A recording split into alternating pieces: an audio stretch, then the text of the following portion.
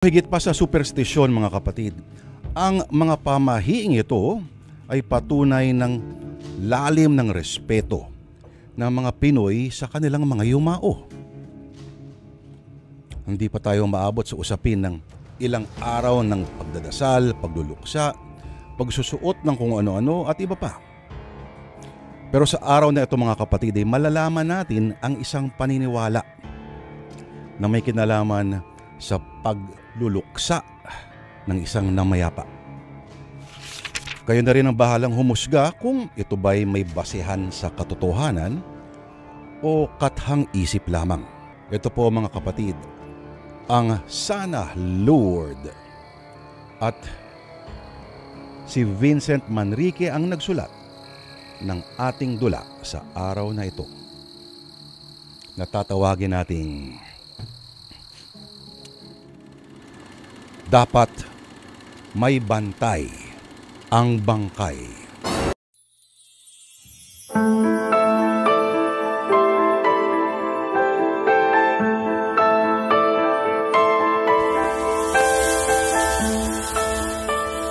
Tatay, ano po ang ginagawa nyo? Kanina ko pa kayo nakikitang sinusunog ang kapirasang bakal na yan. Pagkatapos ay pinupukpok mo. Para saan po ba yan? Gumagawa ako ng itak, Pilop. Itak? Para kanino po? May nagpapagawa. Taga roon sa kabilang barangay. Minamadali ko na dahil bukas na ito kukunin. Tsaka, gagawa na rin ako ng para sa atin. Meron naman po tayong mga itak dyan ah. Ang dami na nga eh. Mas mabuti na yung marami tayong itak. Magagamit naman yan at may papahiram sa mga kapitbahay. Pwede nga rin ibenta kung may bibili. Oo nga po. Mapapakinabangan natin ang mga gawa niyong itak pagdating ng panahon. Pwede po ba kitang tulungan, Tay? Ay anak, manood ka na lang ha? Para matuto ka. Pag laki mo, pwedeng ikaw naman ang gagawa ng trabahong ito.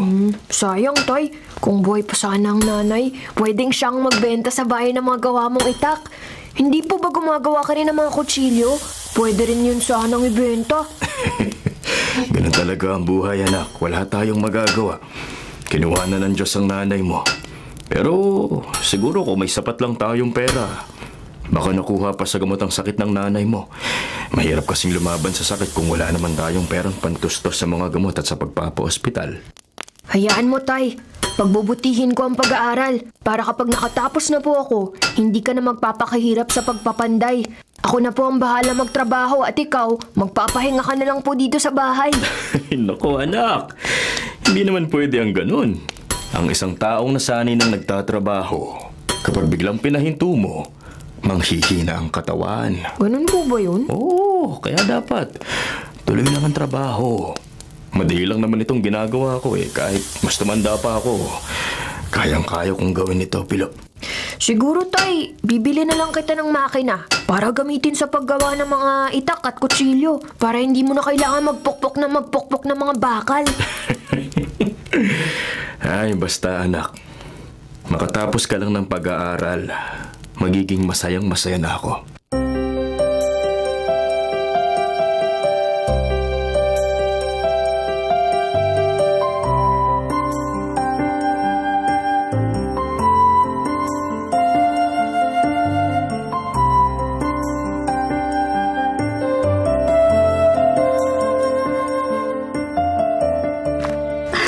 Magandang umaga, Pilo. Magandang umaga, Damian. Mabuti nandito kayo. Dinalhan ko kayo ng isdang tamban, oh. Pumalaot ang Kuya Igme kaninang madaling araw. Puro tamban yung huli niya kaya ayan, dinalhan ko kayo para hindi na kayo bumili ng ulam. Naku naman, Saling, nag-abala ka pa. Baka mapagalitan ka ni Igme niyan. Imbis na ibenta ang huli niya, pinamimigay mo lang. Ikaw naman, Damian, oh. Hindi ka naman iba. Kaibigan mong Kuya Igme. Siya nga mismong nagsabi sa akin na dalhan ko kayo mag-ama ng huli niyang isda. Tsaka, sa tabing dagat pa lang, nabenta na yung mga huli niya. Inuwi niya lang talaga yung iba para pang ulam namin at maibigay sa inyo yung iba pa. Maraming salamat po sa mga isda, Aling Saling. Eto, Pilo, oh, kunin mo na. At hugasan mo na para mailuto. Ay, hugasan mo lang, Pilo, ha? Ako na magluluto mamaya-maya. Sige po, Tay. Maiwan ko na po muna kayo ni Aling Saling. Lilinisin ko lang muna itong mga isda. Napakabait at maasahan ng anak mo si Pilo, no? Ay, naku, tama ka dyan. Masipag pang mag-aral. Ay, Paano Damian? Uuwi na ako Magluluto pa ako para sa tanghalian eh. O siya, sige. Salamat ulit sa isda, Saling, ha? Pasabi na lang din kay Igme. Makakarating.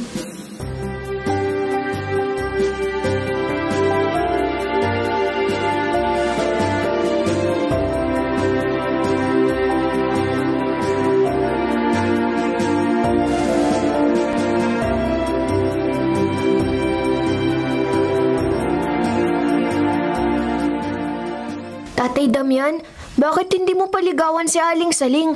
Matagal nang wala si nanay. Okay lang naman po sa akin kung mag-aasawa ka ulit eh. Aba, ano bang naisipan mo at biglang gusto mo na ako mag-asawa?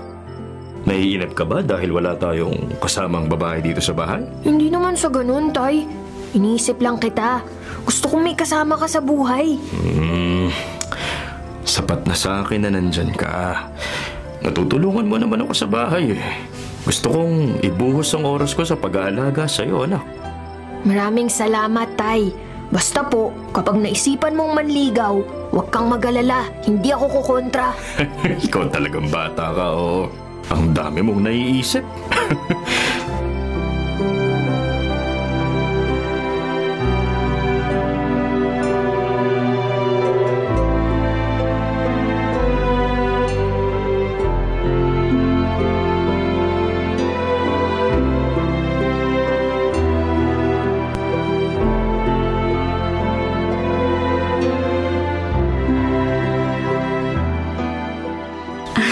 Kuya Igme, salamat daw sabi ni Damian para dun sa isda na ibinigay mo. Nagabala ka pang pumunta rito para lang sabihin niyo? Hindi naman. Wala rin kasi akong magawa sa bahay. Naiinip ako eh. Kaya naisipan ko pumunta rito. Nasaan nga pala yung asawa at anak mo? Pumunta sa bayan na mag-ina ko. Mamimili ng mga kakailanganin dito sa bahay. Mamaya pa uwi na mga yun. Ay, sayang. Yayayain ko sana yung anak mo na samahan ako sa bahay. At magluluto ko ng sumang kamuting kahoy. Dapat nagluto ko na lang at dinala mo kami rito. Kasi kuya, maghuhukay pa lang ako ng kamuting kahoy. Kaya gusto ko sanang isama yung anak mo. Ay, siya. O sige, kung gusto mo, bukas na lang gawin mo yung balak mo, ha? Teka, may ba ako? Si paring Damian ba? Nagpapalipad hangin sa'yo? Parang hindi naman, kuya. Mabait lang talaga siya at maayos makisama. Pero hindi ko naman nararamdaman na may gusto siya sa akin. Kung sakali naman ligaw, may pag-asa ba siya sa'yo? Wala namang masama, kuya, kung magkakagustuhan kami. Biyudo naman siya. At ako naman, dalaga pa. Kasi naririnig ko sa mga kapitbahay na parang pinagpapares nila kayong dalawa eh. Baka ako alam na ng buong barangay tapos ay ako na lang hindi pa nakakaalam, ha? Naku, kuya. Alam mo naman ang chismis, mabilis kumalat. Totoo. Pero kuya, ako na mismo magsasabi sa'yo. Ano? Hindi naliligaw sa akin si Damian. Ay na nga. Inaalala kita eh. Wala ka na sa kalendaryo. Wala ka pa ring asawa. Alam ko namang wala naman ako nababalita ang lalaki na nanliligaw sa'yo eh. Si paring Damian lang ang nakikita ko nakakausap mo na madalas. Kuya Igme, wag mo na akong problemahin. Kung may lalaking darating, edi meron. Kung wala, edi wala. Hindi naman ako naghahanap eh. Okay lang sa akin na maging matandang dalaga ko. Nako, iniisip ko lang naman ang kapakanan mo eh. Mahirap tumandang mag-isa. Naku, hindi rin kuya. Nako. Tsaka sigurado ba tayong tatanda tayo? Kuya, iba na ang panahon ngayon. Ang daming namamatay na ang babata pa. Basta Kuya Igme, wag mong problemahin kung magkakaasawa pa ba ako o hindi. Ako nang bahala sa sarili ko. Sakali man na hindi ako magkaroon ng sarili kong pamilya.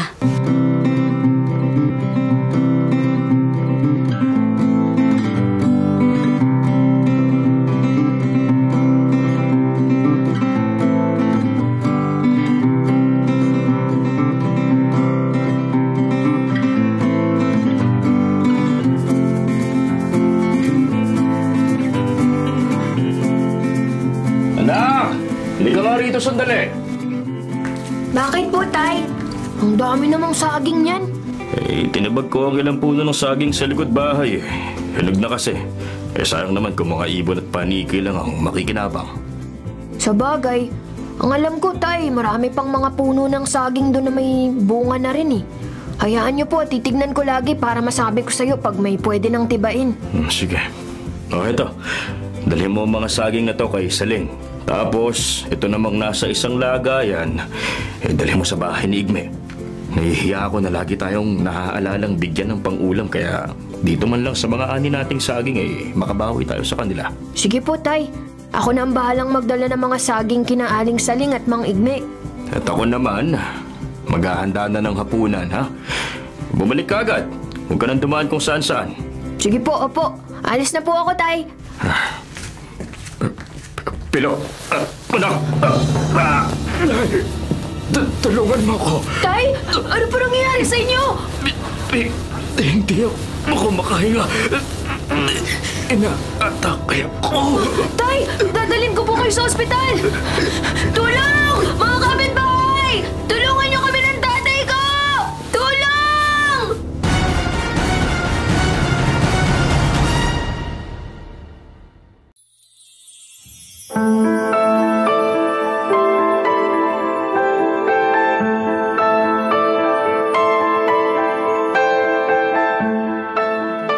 Tatay! Paano na ako, tatay? Wala na nga si nanay.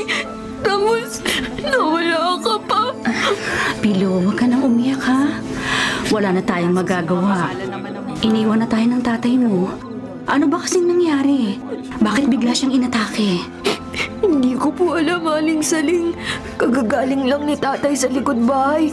Ay nagani siya ng mga saging. Papunta na nga sana ako sa bahay niyo at ni Mang Igme para dali ng mga saging na ipinamimigay ni tatay sa inyo eh. Kaso bigla na lang siyang namilipit sa sakit ng kanyang dibdib.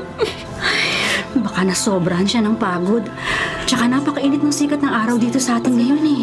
Nahirapan din po siyang huminga, Aling Saling. Kawawa naman ang tatay mo. Kung nadala lang sana siya ng maaga sa ospital, baka naligtas pa siya. Mag-isa na lang ako sa buhay ngayon, Aling Saling. Napakabata ko namang naulila sa mga magulang. Pilo, huwag kang mag-alala ha. Hindi naman kita pababayaan. Teka, gusto mo bang umuwi muna? Baka bukas na madala sa bahay niyo ang mga labi ng tatay mo. Kailangan pa siyang imbalsamuhin ngayon dito sa punerarya. Hindi na po. Dito na lang po muna ako, Aling Saling. Hihintayin ko na lang po na matapos nilang ayusin ang bangkay ni tatay. Hindi rin po ako makakatulog sa bahay sa kakaisip kay tatay. O sige, sasamahan na lang muna kita rito. Sasamahan na rin kita simula bukas hanggang sa mailibing ang tatay mo.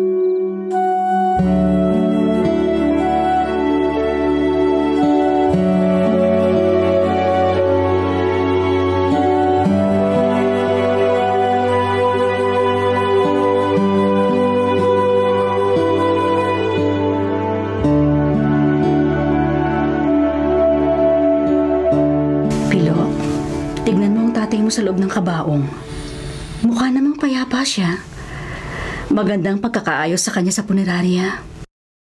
Aling Saling, may ipapakiusap po sana ako sa'yo. Ano yun? Nung namatay po ang nanay ko, nakita ko si tatay na naglagay ng rosaryo sa kamay ng nanay. Gusto ko po sanang lagyan din ng rosaryo ang kamay ni tatay. Abay, pwede naman. Teka, ipapakuha ko sa Kuya Igme yung ekstrang rosaryo sa bahay namin. Hindi, wag na po. May rosaryo po ako rito. Bigay sa akin ng teacher ko nung nakaraang birthday ko. 2 naman po ang rosaryo ko eh. Isa galing naman kay tatay. Regalo niya sa akin nung birthday ko rin po. O sige, kunin mo ang rosaryo at ibigay mo sa akin para mailagay natin sa kamay ng tatay mo. Teka lang po, kukunin ko po sa kwarto. Damian, saan ka man naroroon ngayon? Sana masaya ka. Huwag mong alalahanin si Pilo. Ako na ang bahalang mag-alaga sa kanya. Ituturing ko siyang parang tunay kong anak. Saling! Saling! Ay! Linisin mo muna itong mga isda at iluto mo para may makain ng mga darating na tao mamaya. Ayan. Nagpabili na rin ako ng biskwit at kape sa bayan, kuya. Para sa mga maglalamay mamayang gabi. Aling Saling, eto na po ang rosaryo. Mang Igme, salamat po sa pagpunta mo. Nakikiramay ako, Pilo, ha? Kung ano man ang iba pang kakailanganin, sabihan mo lang ang Aling Saling mo para magawa natin ang paraan, ha? Opo, salamat po. Saling, uuwi na muna ako. Magpapahinga lang ako sandali dahil napagod ako sa laot eh. Babalik na lang ako mamayang gabi. Isasama ko yung mag-ina ko, ha? O sige, kuya. Pilo, halika. Tulungan mo kung mailagay ang rosaryo sa kamay ng Tatay Damian mo.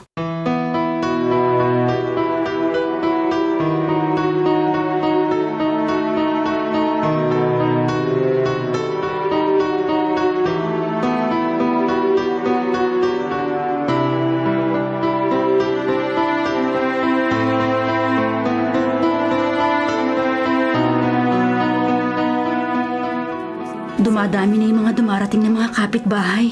Ako na lang ang bahalang mag-estima sa kanila, Pilo, ah. Ikaw, dito ka lang malapit sa kabaong ng tatay mo. Para may nagbabantay sa kanya. Huwag na huwag kang aalis kung walang ibang taong nandito, ha? Huwag ka rin matutulog. Naiintindihan mo ba ako? Opo, Aling Saling. Pero, bakit po hindi ako pwedeng umalis o matulog kung walang ibang tao rito? Matagal ng kaugalan dito sa ating lugar na ang patay ay dapat binabantayan habang nakaburol pa. Ito ay bilang tanda ng respeto sa yumao. Pero ang isa pa sa mga dahilan kung bakit kailangan bantayan ng patay ay para hindi makuha ng mga maligno o masasamang espiritu ang kanyang kaluluwa. Maligno po? Anong klaseng maligno, Aling Saling? At bakit naman nila kukunin ang patay? Dito sa lugar natin, ang tawag sa maligno kumukuha sa mga kaluluwa ng mga patay ay malitnon. Kinukuha niyang mga kaluluwa upang gawing alipin para manguha rin at magdala ng iba pang mga kaluluwa para sa malitnon. Naku, kawawa naman ang tatay ko kung magiging alipin lang siya ng isang maligno. Kapag nangyari yun, Pilo, lalabas sa mga panag-inip mong kaluluwa ng tatay mo. Hihingi ng tulong para makawala siya sa pagkakabihag ng malitnon. At dahil mahal mo ang tatay mo, gagawin mo ang lahat para tulungan siya. Teka po, Aling Saling, hindi ko po maintindihan eh. Paanong makukuha ng malitno ng kaluluwa kung ang nakuha lang niya ay ang bangkay? Sa sandaling ang makita mo sa kabaong ay putol na puno ng saging, ibig sabihin nun, nakuha na ng malitno ng kaluluwa ng namatay. Nabitag na ng malitno ng kaluluwa ng namatay na gumagala pa sa kabilang panig ng mundo at hindi pa tuloy ang nakakatawid sa liwanag. Ang ibig niyo pong sabihin, hindi na ang patay ang nasa kabaong kundi putol na puno ng saging na lang? Naroon pa rin ang katawan ng patay dahil hindi naman ang katawan ang talagang kinukuha ng malitnon kundi ang kaluluwa ng namatay. Nakikita lang ng mga naiwan ng yumao ang putol na puno ng saging bilang patunay na nakuha na nga ng malitnon ng kaluluwa. Nakakatakot pala ang malitnon. Kaya nga importanteng may kahit isang nagbabantay sa patay, Pilo. Kaya huwag mong iiwan ang Tatay Damian mo. Ikaw ang inaasahang magbabantay sa kabaong niya. Huwag po kayo mag-alala, Aling Saling. Ako na po ang bahalang magbantay sa kabaong ni tatay. Hindi ko po iiwan kahit saglit lang para hindi ako masalsihan ng malitnon.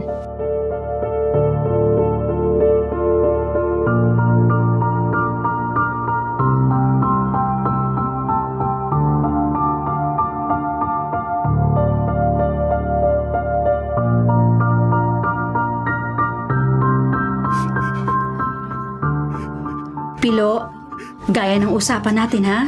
Dito ka lang malapit sa kabaong ng tatay mo, huwag kang aalis. Ako na lang ang bahala sa mga dumarating para makiramay. May malaking tolda sa labas ng bahay niyo, nahiram ko sa barangay. Doon sa labas nagsusugal yung ibang nakikipaglamay ngayong gabi. Opo, Aling Saling. Salamat sa lahat ng tulong niyo. Naroon din sa labas si Kuya Igme at humaharap din sa mga nakikipaglamay. Yung asawa naman niya nasa kusina at abala sa paghahanda ng maipapakain sa mga tao. Huwag ka na mag-alala ha, at pagtutulungan nating maging maayos ang burol ng Tatay Damian mo. O lalabas na muna ulit ako ha. Sige po. Tay, hindi ko pa matanggap na iniwan mo na ako. Pero nasa isip ko, magkakasama na ulit kayo ni Nanay. Bantayan niyo pa rin po ako ha, para makaya ko na mabuhay mag-isa. Hindi ko alam kung paano pero magtatrabaho siguro ako ng kahit ano para buhayin ang sarili ko. Pilo, nakikiramay ako. Arlene, sinong kasama mo? Gabi na. Kasama ko sina tatay at nanay. Nandun sila sa labas eh. Kausap si Aling Saling. Bukas yata pupunta si ma'am tsaka yung iba pa nating mga kaklase. Wala na ang tatay ko. Baka hindi ko na matapos ang pag-aaral. Sayang naman. Matalino ka pa naman. Tapusin mo, Pilo. Nasa public school naman tayo eh. Hindi naman masyadong magastos ang mag-aral doon. Kahit na hanggang high school lang tapusin mo. Para makahanap ka ng medyo maayos na trabaho. Bahala na, Arlene. Halika, sumilip ka sa kabaong ng tatay ko. Ay, wag na. Ayoko. Natatakot akong tumingin sa mga patay. Hala, ang bait kaya ng tatay Damian ko. Hindi ka naman niya kakagatin eh. Basta, ayoko. May intindihan na yun ni Mang Damian, Pilo. Ang mahalaga, napunta ako dito para makiramay. Sina nanay at tatay, sisilip sila mamaya. Gusto mo ba ng kape at biskwit? Ikukuha kita. Hindi na. Uuwi rin kami. Baka hindi ako makatulog pag nagkape pa ako. Ikaw ang magkape para hindi ka antukin. Hindi nga ako pwedeng umalis dito eh. Hindi rin ako pwedeng matulog. Bakit daw? Kailangan ko raw bantay ng tatay ko. Kapag wala raw bantay sa patay, kukunin ng malignong malitno ng kaluluwa ng tatay at ang makikita ko sa kabaong ay putol na puno ng saging na lang. Malit nun? Narinig ko na yun sa nanay ko nung namatay ang lola ko. Ay, baka nga totoo. Naku, pilitin mo wag kang makatulog. Hindi po naman ako inaantok. Kasi iniisip ko, Arlene, ano kaya ang mangyayari sa akin ngayong ulila na ako? Teka, wala ka bang ibang kamag-anak dito o kaya sa ibang lugar? Hindi ko alam eh. Dito wala. Eh kung sa ibang lugar naman, wala namang naikukwento sa akin dati si tatay eh. Nung namatay nga si nanay, ipinalibing agad kasi wala naman daw kamag-anak na hihintayin. Ibig sabihin, mag-isa ka na lang talaga sa buhay. Baka nga ako na ang susunod na mamamatay. Ano ka ba, no? Ang bata-bata mo pa kaya? Bakit? Hindi ba pwedeng mamatay ang bata? Ewan ko sa'yo. Inaantok ka na yata eh, kaya kung ano-ano pumapasok sa isip mo. Diyan ka na nga muna ha. Pupuntahan ko lang si nanay at tatay. O sige.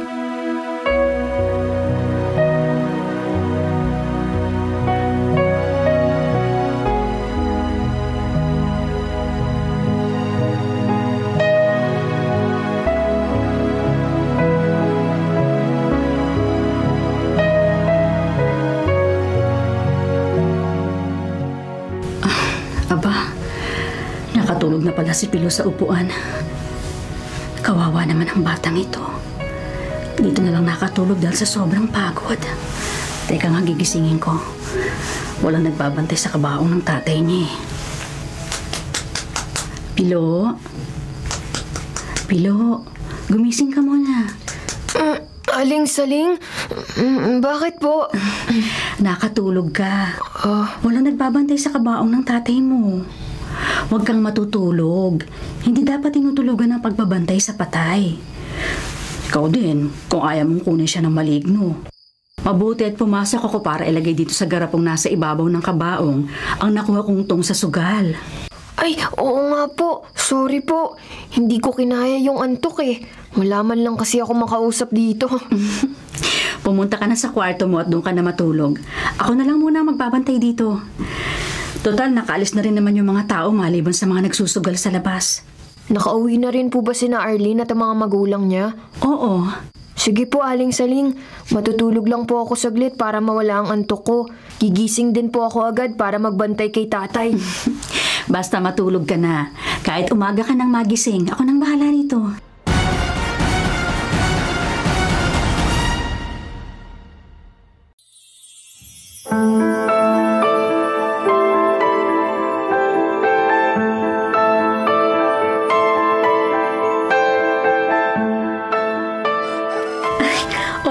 Gising ka na pala.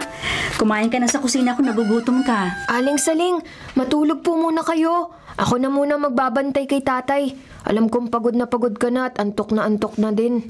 O sige, uuwi lang ako saglit at iidlip ha. Babalik din ako kagad. Huwag kang mag-alala, may pagkain sa kusina. Nagluto na ako kanina. Pinakiusapan ko na lang yung isang dumating kaninang madaling araw na siya munang magbantay dito.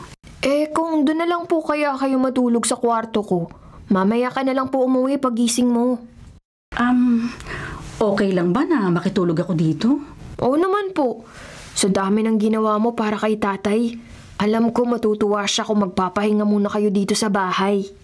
O siya, sige. Doon na lang ako iidlip sa kwarto mo, ha?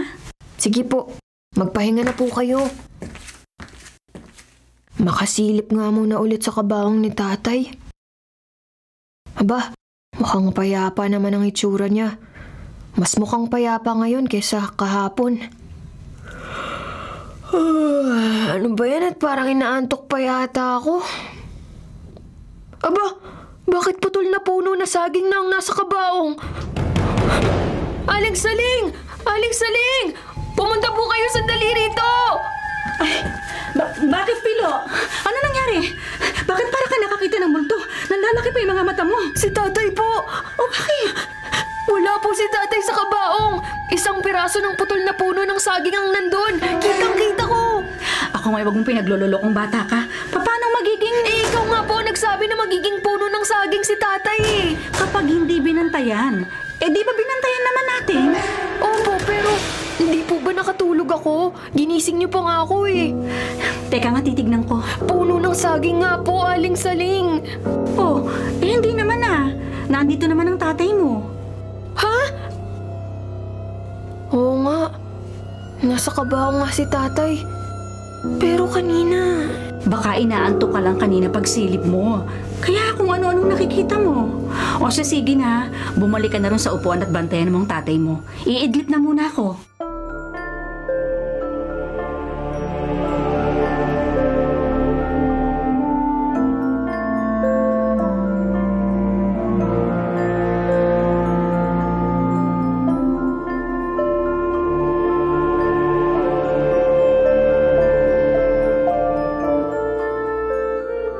Paanong nangyari yun? Kitang-kita ko eh. Hindi ako maaaring magkamali. Puno ng saging ang nakita kong nasa loob ng kabaong. Hindi si tatay. Silipin ko kaya ulit? Kaso, paano kung puno ng saging na naman ang makita ko? Anong gagawin ko? Pilo! Nasaan si Saling? Mang Igme, kayo pala. Nasa kwarto po si Aling Saling eh. Pinatulog ko po muna kasi magdamag na siyang gising. Ganun ba? Dinala ko itong huli kong isda. Sabihin mo kay Saling mamaya na magluto siya ng sinigang, ha? Hindi na ako magtatagal at kailangan ko rin matulog. Babalik na lang din ako mamayang gabi. Opo, maraming salamat po dito sa mga isda, Mang Igme. Walang anuman, sige. Ha? Tuloy na ako. Sige po.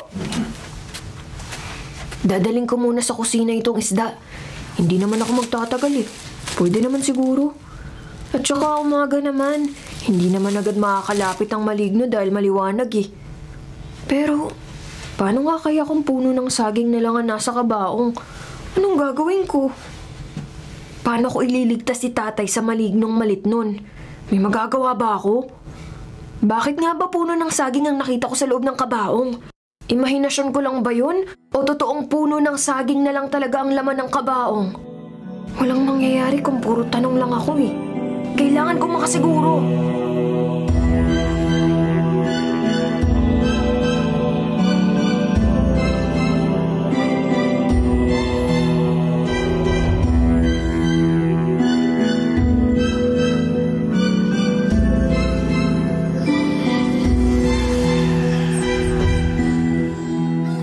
Sisilipin ko ulit si tatay sa kabaong. Gusto ko lang makasiguro na nandun pa rin siya. Eto na, sisilip na ako. Huh? Ayun, si tatay nga. Nandito nga siya. Hindi siya nakuha ng malignong malit nun. Teka, pipikit ako at didilat ng paulit-ulit. Baka kapag pumikit ako, bigla siyang mawala. Eto na. Pikit, dilat. Pikit, dilat. Hoy, Pilo! Anong ginagawa mo?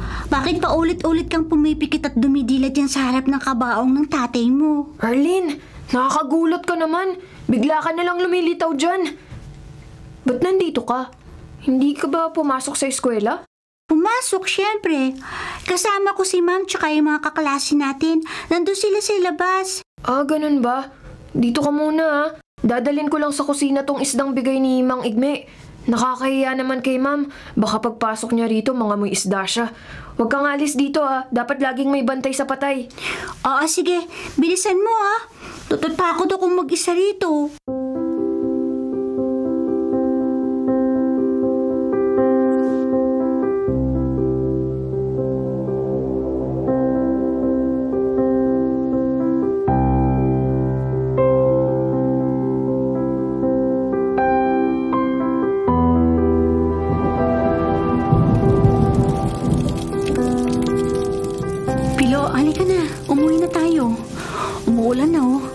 Baka lumakas pa ang ulan at mahirapan tayong makauwi.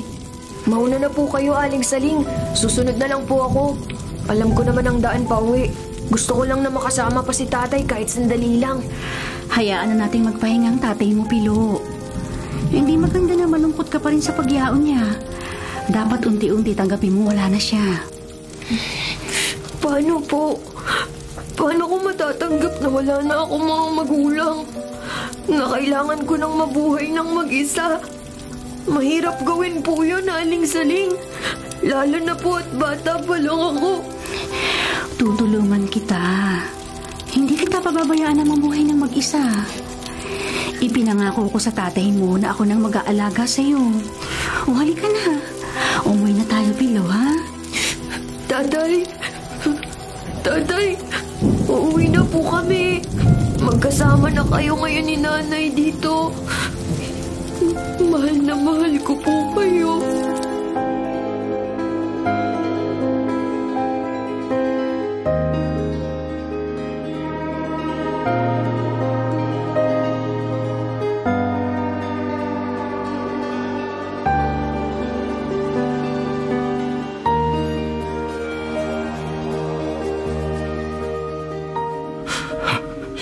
Pilo. Pilo, anak. Tulungan mo ko. Tulungan mo ko, Pilo. Tulong! Tatay? Ikaw ba yan? Ako ito, Pilo. Ang tatay mo. Tulungan mo ko. Magmadali ka. Kailangan mapalaya mo ko sa pagkakabilanggo rito. Ha? Tatay, ano nangyari? Hindi ko po maintindihan. Anong tulong ang kailangan mo? Paano kita matutulungan? At saka, nasan po ba kayo? Hindi kita makita. Nandito ako sa mundo ng mga malitnon. Malitnon? Nakuha ka po ng malitnon? Pero paano? Oo, Pilo. Nakuha ako ng malignong malitnon nung minsang nakatulog ka sa pagbabantay sa kabaong ko. At pinahihirapan niya ako dahil ayokong sumunod sa mga utos niya. Naku, tatay. Ano pong gagawin ko para mailigtas ka? Sabihin mo sa akin, tay. Tulong, Pilo. Tulong! Tay! Tay! Tay! Tatay! Paano kita matutulungan, tay?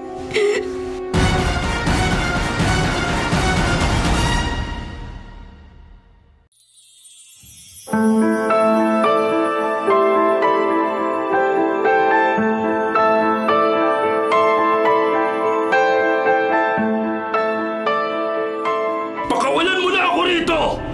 Hindi ako nararapat sa lugar na to! Pakawalan mo ako, maligno! Hindi ka na makakalis dito. Wala na magagawa ang mga tao na iwan mo para mailigtas ka pa! Hindi yan totoo! Naniniwala ako na kaya pa rin akong iligtas ng anak ko! At sakali mang hindi niya ako mailigtas, hindi ako magiging kasangkapan ng kasamaan mong malignon! Alam mo pala ang aking pangalan. Hindi ko inaasahan na babanggitin mo ang aking pangalan. Dahil dyan, lubos mo kong pinasaya kaya hindi mo na kita gagambalain ng isang araw. Pero, babalikan kita uli para utusan at sisiguruhin ko hindi ka na makatatanggi. Kahit ano pa ang gawin mo, hindi ako susunod sa kasamaang ipinag-uutos mo! Hindi mo ako magagawang alipin! Tandaan mo yan! Malalaman natin yan sa pagbabalik ko!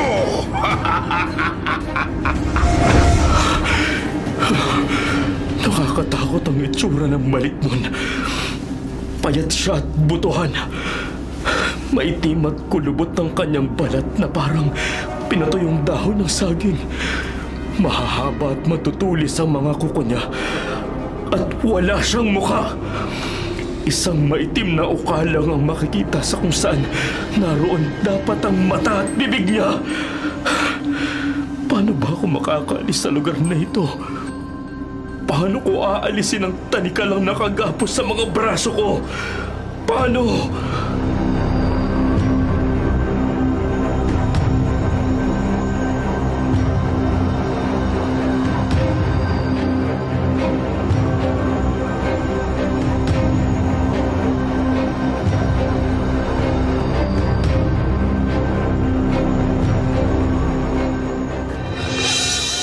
Aling Saling! Napaniginipan ko kagabi si tatay. Humihingi siya ng tulong. Nananaghoy siya na para bang sobra siyang nahihirapan. Ano? Abay, bakit? Bihag siya ng Malitnon, Aling Saling. Nasalisihan po tayo ng Malitnon. Nakuha niya si Tatay Damian. Oh, Diyos ko. Yan ang nga bang sinasabi ko. Maraming hindi naniniwala sa Malitnon. Pero alam kong totoo yun. Dahil nangyari na rin dati yan sa lolo ko. Naku, ano po ang gagawin natin, Aling Saling? Naawa ko sa Tatay Damian ko. Humingi siya sa akin ng tulong pero hindi ko alam kung paano siya tutulungan. Maghintay ka, Pilo. Dadalawin ka ulit ng tatay mo sa panaginip. Siya mismo ang magsasabi sa'yo kung paano mo siya matutulungan. Pero mag-iingat ka, dahil pwedeng hindi ang tatay mo ang mapanaginipan mo, kundi ang Malitnon mismo.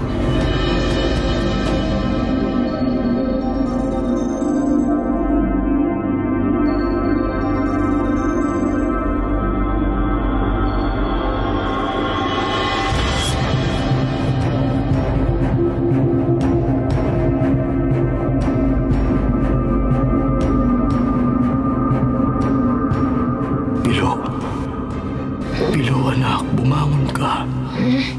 Tulungan mo akong makawala sa pagkakagapos. Tatay, nasan ka po? Naririnig kita pero hindi kita makita. Nandito lang ako, Pilo. Lumingon ka sa paligid. Nandito lang ako, anak. Nasaan ka, Tay? Hindi talaga kita makita eh. Ah! Bitiwan mo ako! Bitiwan mo ako! Ang sakit! Ang tulis ng kuko mo! Pilo, bakit anak? Ayaw mo ba akong makita? Hindi ikaw ang tatay ko! Tignan mo nga yung itsura mo! Wala kang mukha! At ang katawan mo, napakapayat at halos puro buto! Pero ako ang ama mo, Pilo. Hindi mo ba ako nakikilala? Hindi ikaw ang tatay ko! Hindi ikaw! Malitnon ka! Isa kang malignong malitnon! Natutuwa ako sa'yo. Para kang ang tatay mo. Kilala ninyo ako. Nasaan ang tatay ko? Pakawalan mo ang tatay ko! Pakawalan mo siya, malignong malitnon! Hindi na. Hindi ko pakakawalan ng bagong alipin ko. Huwag ka na mag-aksaya ng panahon para iligtas siya. Patayin na ang tatay mo. Wala rin kwentang mailigtas mo man siya o hindi. Dahil ang patay, hindi na bumabalik kailanman. Pakawalan mo ang tatay ko! Hindi siya dapat na maging alipin mo! Sabi ng nanay ko, ang kaluluwa ng tao ay bumabalik sa Diyos o kung saan man dapat mapunta ang kaluluwa. Pero hindi sa mundo ng malignong kagaya mo!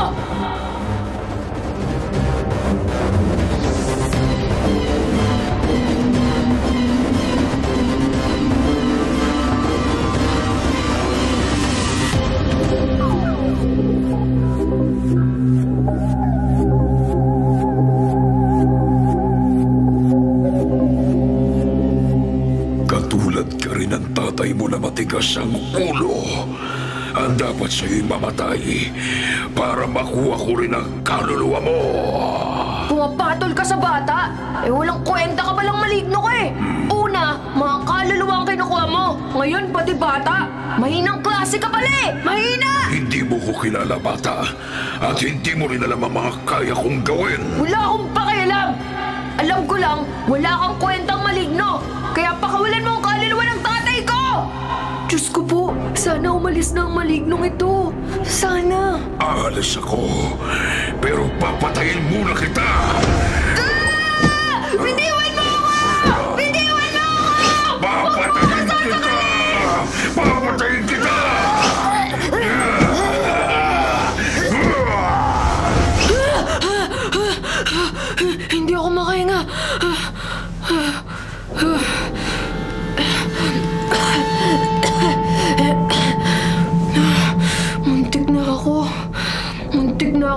tayo sa panaginip ko.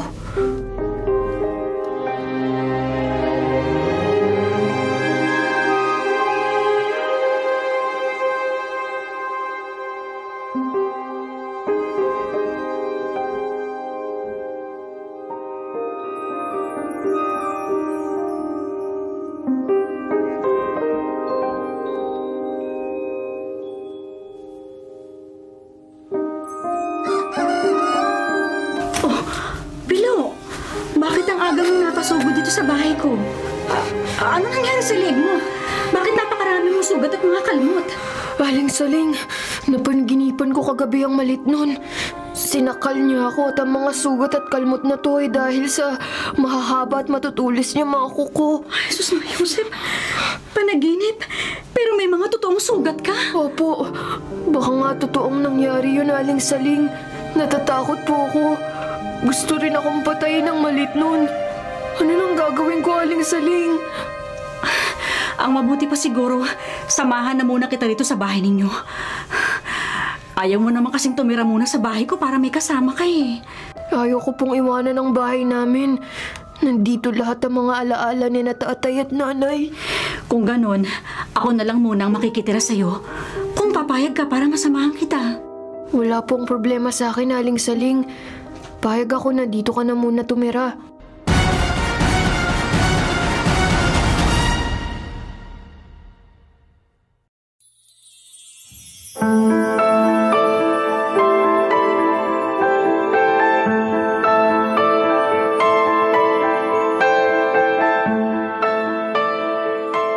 Dito na rin muna ako matutulog sa kwarto mo.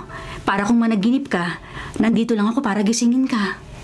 O huwag kang mag-alala ha, mababaw lang ang tulog ko. Madali akong nagigising kahit sa konting kaluskus lang. Dito ka na po sa papag humiga, Aling Saling. Di na, diyan ka na. Maglalatag na lang ako ng banig dito sa may sahig. Sige po. Matulog ka na, Pilo. Matutulog na rin ako.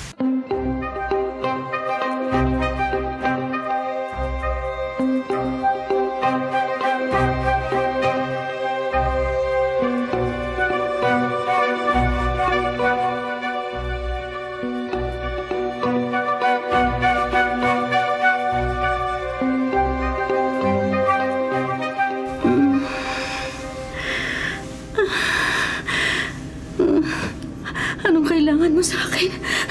Layuan mo ako! Layuan mo ako, masamang maligno! Lubayan mo ang mga nandito sa bahay na to! Kilala kita. Isa kang malit noon. Akala mo ba mapoproteksyonan mo ang anak ni Damian dahil nandito ka? Nagkakamali ka na babae. Dahil pati ikaw'y makakatikim ng kalupitan ko. Ikaw na ang unahin ko. Mamamatay ka! Bitiwan mo, leg ko! Bitiwan mo ako! Pilo! Pilo, tulong!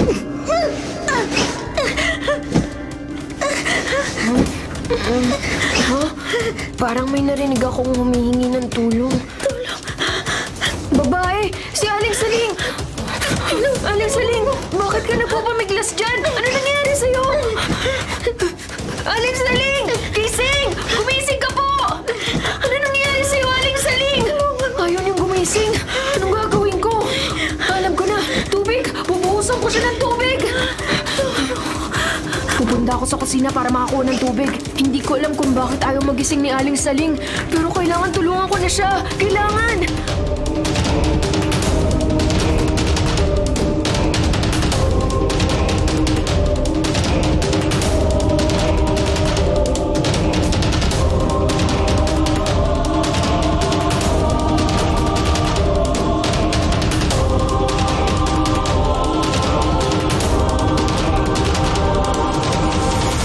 Nasaan na ba ang tubig? Kailangan makakuha ko ng pambuhos kay Aling Saling para magising siya. At kailangan ko magmadali dahil hindi ko alam kung ano nang nangyayari sa kanya sa kwarto. Pilo. Pilo, anak. Tulungan mo ako. Tatay? Tay, ikaw ba yan? Ako nga ito, Pilo. Kailangan ko ang tulong mo. Iligtas mo ako, Pilo. Huwag mong hayaang tuluyan akong makuha at maging alipin ng malit nun. Kailangan ko ang tulong mo ngayon bago pa maging huli ang lahat. Pero paano ko kayo matutulungan, Tay? Pilo, tulungan mo ako. Iligtas mo ako sa malignong malignon. Magtungo ka sa likod bahay. Doon sa taniman ng mga saging. Pagdating mo roon, makikita mo ang maraming puno ng saging maliban sa isa. Putulin mo lahat ng puno ng saging hanggang sa maiwan ng isang hindi saging. Tay, naguguluhan ako pero sige po, gagawin ko. Kaso, kailangan ko pang tulungan si Aling Saling eh. Kailangan ko pang bumalik muna sa silid. Wala nang oras, Pilo. Kailangan mo nang pumunta sa likod bahay. Magdala ka ng itak. Kumuha ka ng itak doon sa mga pinaglalagyan kong ginawa kong itak. Opo, Tay. Kukuha na ako ng itak at pupunta ako agad sa likod bahay para putulin ang mga puno ng saging doon.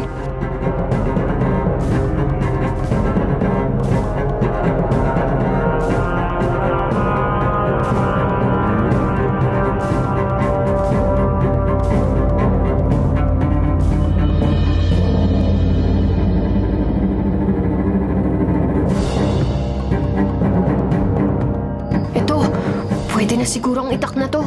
Ito yung huling nagawang itak ni Tatay bago siya namatay eh. Ito yung gagamitin ko para mailigtas si Tatay sa malignong malitnon. Pupunta na ako sa likod bahay, dun sa taniman ng mga saging. Napakadilim pero di bale na. Ang importante ay mailigtas ko si Tatay. Hindi ako papayag na maging alipin siya ng malitnon. Ito, nandito na ako.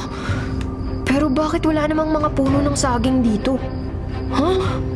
Ano to? Ano mga imaheng nakikita ko? Puro mga imahe ni Tatay. Napakarami nila. Hindi ko masisiguro kung sino sa kanila ang totoong tatay ko. O baka naman, lahat sila ay bunga lang ng imahinasyon ko.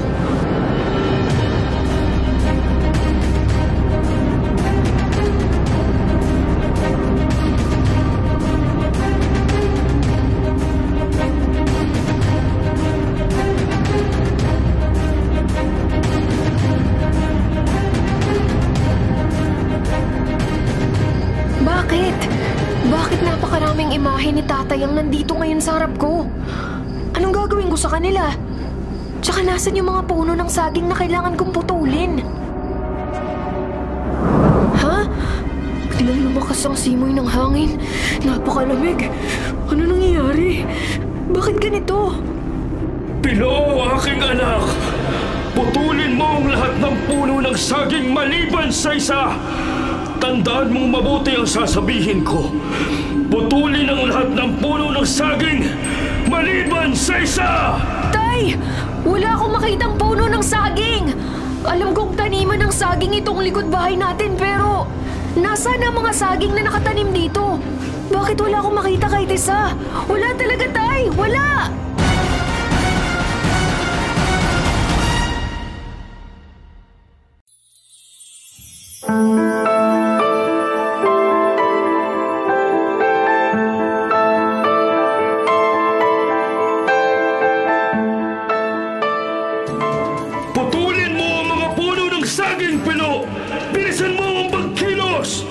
Sino ba sa maraming imahe ni Tatay ang nagsasalita? Hindi ko alam kung sino sa kanila ang totoong tatay ko. At nasa na ba ang mga puno ng saging na kailangan kong putulin? Magmadali ka, Pilo. Tumatakbo ang oras. Kailangang maputol na ang mga puno ng saging. Pilo, iligtas mo ang Tatay Damian mo. Mag-ingat ka sa bawat pagkilos mo. Aling Saling! Salamat naman at buhay ka! Ano po ba ang gagawin ko? Sabi ni Tatay, putulin ko mga puno ng saging pero wala naman akong makitang puno ng saging dito eh. Ang tatay mo, Pilo, naging puno siya ng saging. Siya ang puno ng saging. Siya ang dapat mong putulin. Ha? Ano po? Puputulin ko si Tatay? Oo, Pilo. Ang bawat isang imahe ng tatay mo ay katumbas ng isang puno ng saging. kailangan mong putulin ang lahat ng saging maliban sa totoong imahe ng tatay mo. Paano? Hindi ko alam kung sino sa mga to ang tatay ko. Ang puso mo bilang anak niya, Pilo. Yun ang magtuturo sa'yo kung sino sa mga yan ang totoong tatay mo.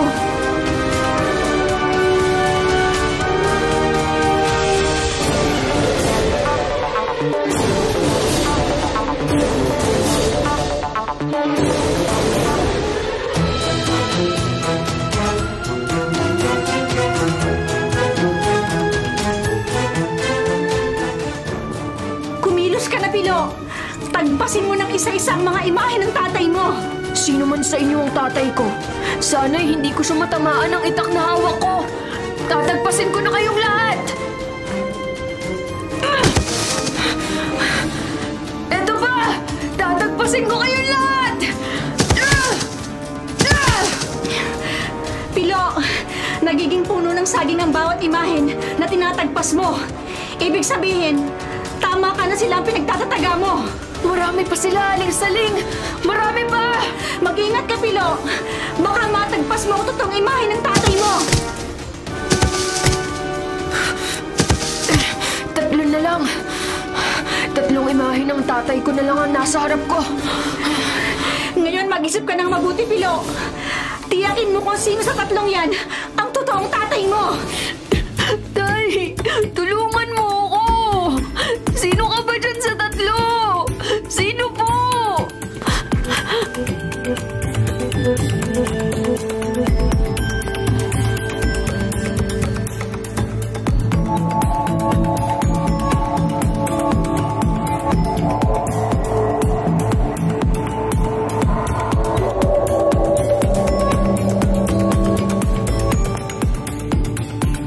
Nasa harapan ako ng tatlong natitirang mga imahe ni tatay. Sino sa kanila dapat kong tagpasin? Pilo, huwag! Ako ang tatay mo! Huwag mo akong tatagayin ang itak na hawak mo! Iligtas mo ako, anak! Hindi! Hindi ikaw ang tatay ko! Dapat kang putulin!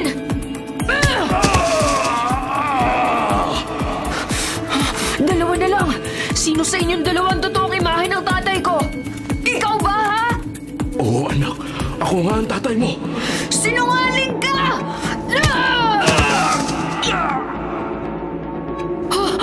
Naging puno ng saging din siya.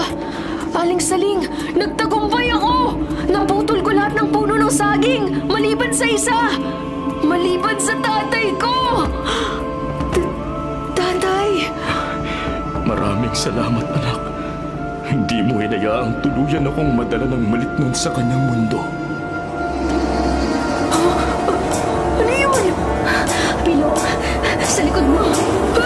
Ang ulit nun! Lulunagin niya ako! Hindi ka ba nagtatagumpay? Kailangan matalo mo muna ako!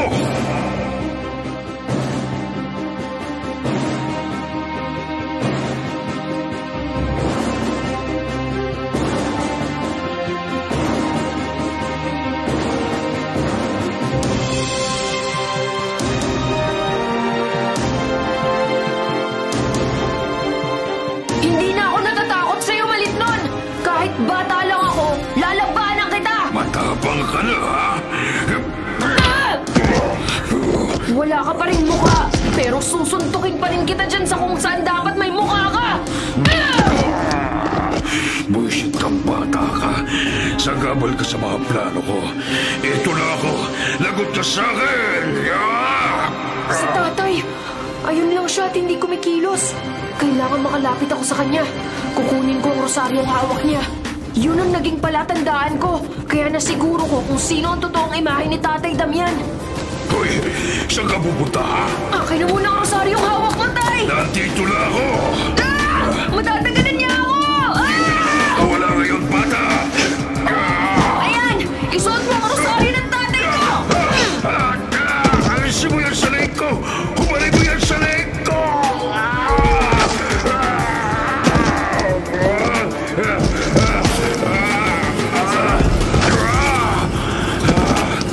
Pilo, umalis ka dyan! Naghahanap ko ng Malitnon! Nasunog siya at naging itim na usok. Salamat, anak. Matatahimik na ang kaluluwa ko. Tatay! Ha? Naglalaho na rin si tatay. Tatay! Mahal na mahal kita! Mahal na mahal kita!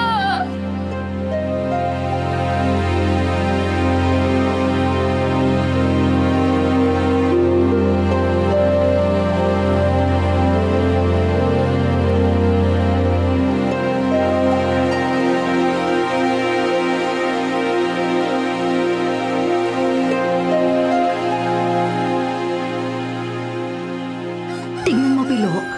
Ang mga tinagpas mong imahe ng Tatay Damian mo, lahat sila ay mga puno ng saging lamang. Niloko ka ng malit nun para maging imahe ng tatay mo ang mga puno ng saging na narito. Mabuti na lamang at nakapag-isip ka ng tama. At nalaman mo kung sino at alin ang totoong imahe ni Damian. Tama po kayo, Aling Saling. Ang puso ko bilang anak ang nagturo sa akin para malaman kung alin sa maraming imahe ng totoong tatay ko. Hindi rin po ako pinabayaan ni Tatay Damian dahil hanggang sa huli, hawak niya ang rosaryong inilagay natin sa kanyang kamay. Halika na, Pilo. Magpapamisa tayo para sa tatay mo. Basta, sa ngayon, payapa ng mga isip natin dahil nabawi natin ang kaluluwa niya sa malignong malit nun. Matatahimik na ang kaluluwa ng Tatay Damian mo, Pilo.